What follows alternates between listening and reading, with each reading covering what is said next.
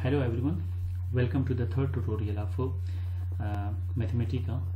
Today we will be discussing about how to write Ising Hamiltonian in Mathematica. So first of all, the Ising model, it's a mathematical description of ferromagnetism or antiferromagnetism in statistical mechanics. So the Ising model, in the Ising model, it consists of some discrete variable that represent the directions of the spins, whether these spins are in up direction or in down direction. So these spins can be in two states. The spins are usually arranged in a graph. This graph can be a straight graph, like a one-dimensional chain, or a square lattice, or a triangular lattice, and the whole structure of this graph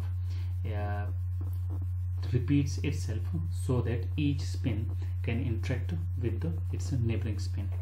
So if you look at the Hamiltonian of this model, the first term J represents the coupling between the two spins, sigma I and sigma IZ, and then the next spin, which is sigma I plus 1.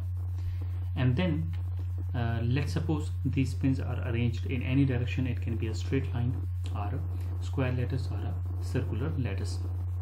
Then if we apply some external field whose strength is denoted by G to these spins, and this external field is applied opposite to the direction of the magnetic field, which is denoted by polymatrix sigma x. In order to write this Hamiltonian in Mathematica, first of all we will define these two polymatrices in Mathematica. So let's say first of all, let me define this polymatrix sigma x in Mathematica, which is, let me represent this with sigma x. So Sx is equal to polymatrix.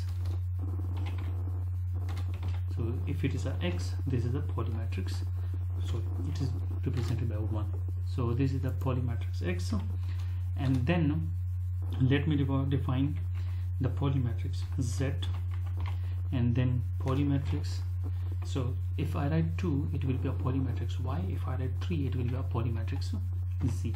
These are the two polymatrices which we needed.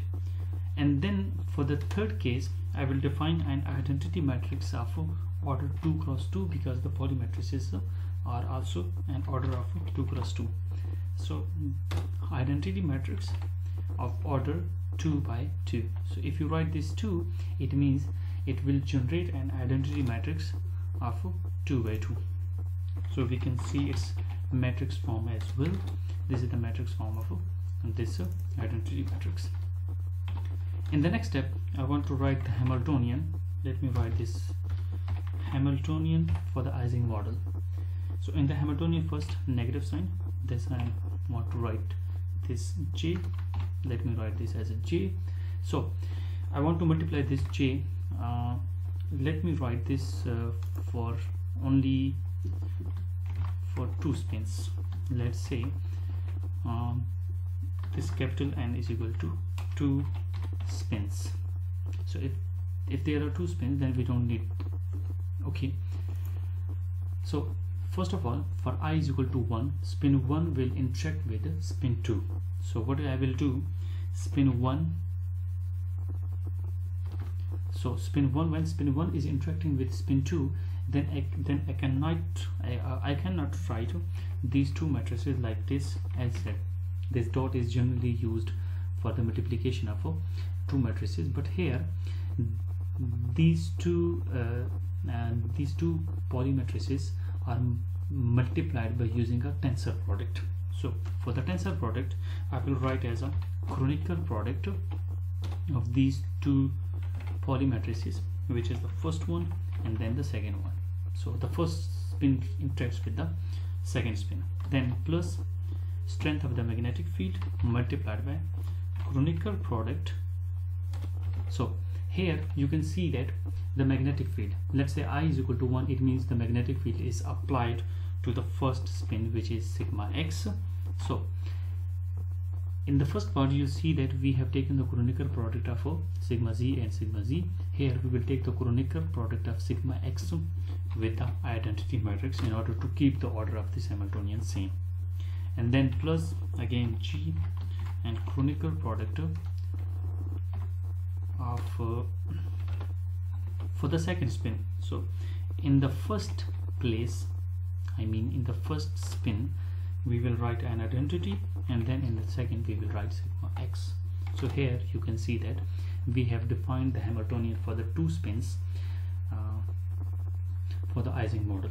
If I want to look at the matrix form of this mat form equals to matrix form of the above Hamiltonian, so you will see that this is the Hamiltonian of Ising model. If I want to look at the eigenvalues and eigenfunctions of this Hamiltonian, I can use a very simple command. Let's say, let me define eigensystem equals to, so there is a built-in command in Mathematica which is so-called eigensystem.